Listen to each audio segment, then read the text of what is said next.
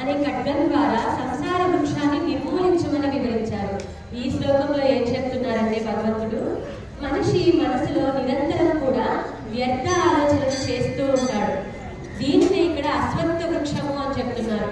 ఈ విధంగా వ్యర్థ ఆలోచనలు చేయడం వల్ల ఏమవుతుందంటే ఆనాటికి ఆలోచనలు వృద్ధి చెందుతూ ఉంటాయి. అవి మనిషి పతనానికి కారణమవుతాయి, ఇంకా మనిషిని అభివృద్ధిలోనికి రానివ్వకుండా చేస్తాయి. ఇప్పుడు మనం ఏం చేయాలో చెప్తున్నారు భగవంతుడు.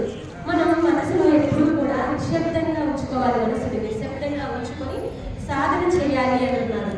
ఇంకా ఏమంటున్నారంటే మనసుని నిశ్శబ్దంగా ఉంచుకొని సాధన చేసినంత మాత్రాన మన సమస్య పరిష్కారం కాదని అంటున్నారు. మరి సమస్యకి పరిష్కారం ఏమిటో కూడా చెప్తున్నారు. మనం ఎవరిని చేరుకుంటే మన మనసులో ఉన్నటువంటి మలినాన్ని మనం పోగొట్టుకొని మరలా ఆ వ్యర్థ ఆలోచనలు మనసులోనికి రానివ్వకుండా చేస్తాము. దానిని మనం అన్వేషించాలి అని భగవంతుడి శ్లోకంలో వివరించారు.